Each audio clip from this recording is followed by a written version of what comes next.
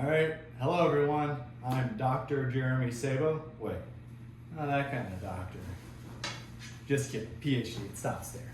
So, this is what you asked for. You wanted some podcast videos, you want to know some stuff, so it's coming straight to you. Today, what we're talking about is lipids, right? You know, nice little stick of butter, sit down, maybe some popcorn, find out what's the deal with fats, you know? So, in essence, fats are just three atoms. You've got carbon, C's, our hydrogen, little H's, and these oxygens, the O's, right? So it's just carbon, hydrogen, and oxygen. That's all that makes up a fat. And fats we also call lipids in the science world. And this is the general structure, right? Where you have the carbon connected to two oxygens, connected to a bunch of other hydrogens and carbons in a long chain.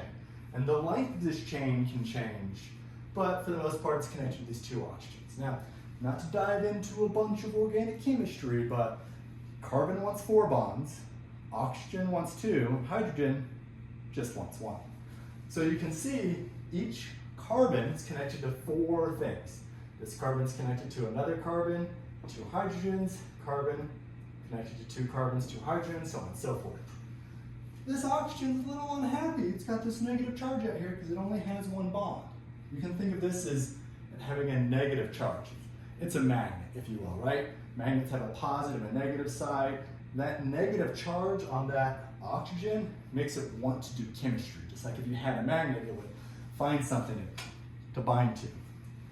All of these carbon and hydrogen bonds, they're sharing electrons pretty evenly. So it's a really ridiculously weak magnet, if you will. And that's what gives fat its property, where there's not a lot of desire to do chemistry, it's kind of passive.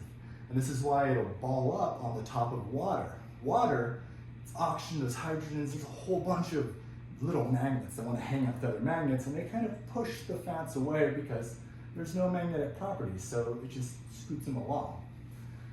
And so, here's a traditional layout of a lipid. We tend to shorthand it. So every one of these points represents a carbon, and then we just assume that the appropriate number of hydrogen necessary to make carbon satisfied is there. So this one's got 3 hydrogen, this one has 2, this one has 2. And we call it C8 because there's 8 carbons, and so that's what we call this fat. Now this lipid, this fat, is called saturated because it's full of hydrogen. Every one of its bonds where the carbon is has the appropriate number of hydrogens. Everything's happy. It's in a straight line. It's a saturated fat. An unsaturated fat has a bond, a double bond where the chemistry is because it's missing hydrogen at that double bond, so it's unsaturated. Saturated has all the hydrogen, unsaturated, it's missing some hydrogen. So what that looks like is this double bond carbon where the carbon's bound to itself twice, and then you have its 2 hydrogen. So instead of these 2 carbons having 4 hydrogen total, there's only 2 hydrogen, and it's got this double bond. So that means that the structure is unsaturated, but it also has a little bend in it. If there's 1 bend, it's monounsaturated. If there's 2 or more, it's polyunsaturated. And that's what you can see here, where it has a bend and then a second one. You can think of it as unsaturated or just a little more kinky. So, how does this play into the real world, right? Because these stick figures, they only go so far. So, have you ever wondered why some fats are solid and others are fluid? Well, it all has to do with their kinkiness, right? So, you can think of this like Velcro. So, these 2 fats, they're saturated, and they'll stack on top of each other. And there's no magnetic, or there's virtually no magnetic property here, so it's like Velcro. It doesn't take very much to pull that apart. And temperature, like room temperature, has a certain amount of energy in it. You can think of a thermometer as a speedometer for atoms. The faster the atoms are going, the more heat that is either in the environment or heat that they're creating. So room temperature has a certain amount of heat, and that heat will cause these saturated fats to start to weaken. And that's why if you take butter from the refrigerator, which is full of saturated fats, and you put it on your counter, it becomes soft, but it doesn't melt into a fluid. It's because the room temperature only has enough energy to make these bonds get soft, but not enough to make it melt. However, for fluids, these oils, because this double bond is here, there's now less area for them to hold on to each other. So instead of having all of these Velcro interactions, there's less, which means that the energy in the environment, your room temperature, is enough energy to cause those bonds to break and to move around, behave more like a fluid. And this has to do with, again, that double bond. So your oils, your canola and your olive and your avocado oil are oils at a room temperature because the energy of the environment is enough to make those bonds separate or behave more like a fluid. Well, as the solids, they're stacked up more like Velcro, and it takes more energy to pull them apart. So, now that we know the difference between the solids and the fluids, what's the difference between an omega-3 or an omega-6? Because you only have omega-3 and omega-6 for your unsaturated fats. Alpha is the beginning, omega is the end. So it doesn't matter how long your lipid is. You start counting from the end, and it's the number of carbons it takes to your first double bond. So in this case, 1, 2, 3 carbons to the first double bond, so that's an omega-3. This lipid's a little longer, but it's still just an omega-3, because there's 3 carbons to get to the first double bond. For this example, 1, 2, 3, 4, 5, 6. This is an omega-6. This is an omega-3, 6, and 9. Fill in the blank there. So that's the difference between omega-3, omega-6, omega-9. And then the length of it is where you get your DHA, your EPA, and that differentiation of your different omega-3s. So what is this double bond?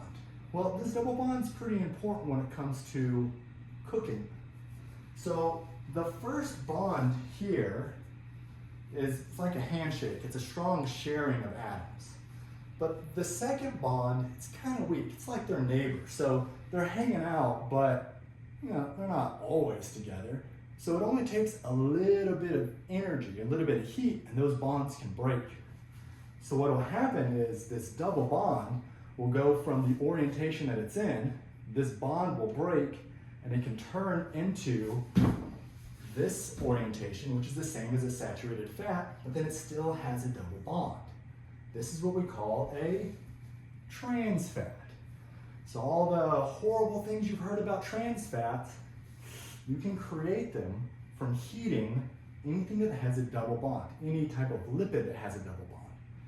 So I know everyone's all excited that you get to cook avocado oil with your food because it's got a higher smoke point. Just like olive oil or canola oil or vegetable oil or whatever oil you're cooking with, which should be no oil, there's double bonds. And those double bonds, when you heat it up and then they cool down, they're forming trans fat. So that's why you should only cook with saturated fats. This is your butters, your coconut oil, your beef tallow. Those are the things you cook with. Because the chemistry that happens is just, they separate from each other, they cook, and then when they cool back off, they're still just a saturated fat. They don't convert into a trans fat, so they're safe to cook with. All of your oils, those are things that you add after your foods cool down, or you never heat it in the first place, right? You get a little bowl of olive oil and your balsamic, you can add that onto your salad, you can dip your bread into it. Oftentimes I'll take a swig of olive oil, or you just put it on your food after it's cooled off to get that extra flavor and sprinkle your Italian seasoning, whatever it is you're gonna do. But you don't cook with oils. So that's the general takeaway. Another fun fact, coconut oil is pretty unique. This is actually coconut oil here, C8. Coconut oil is really short, so it's saturated, but you can have some of it that's solid. And then this batch, don't mind my clothes here, this has been sitting in the windowsill. And the sun's been on this side, So that little bit of energy was enough to make it fluid, to make the coconut oil fluid, but not all of it, because this was on the inside of my house where it's cooler than it is outside. So back to this property here, the coconut oil is shorter, so there's less Velcro, so it needs less energy to pull apart, but it's still a saturated fat, and that's why it's safe to cook with.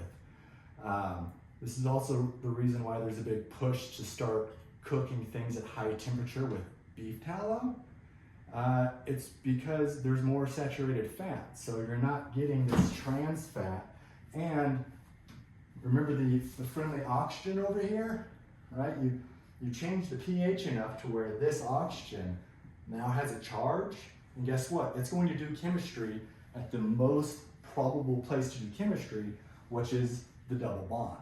This is asking to do chemistry. So you want to talk about oxidizing something. You're heating an oil that has double bonds in the presence of oxygen. What are you going to do? You're going to oxidize it. So this is why they do cold pressed olive oils, because if you keep it cold, you don't oxidize it, and you're not turning it into trans fat.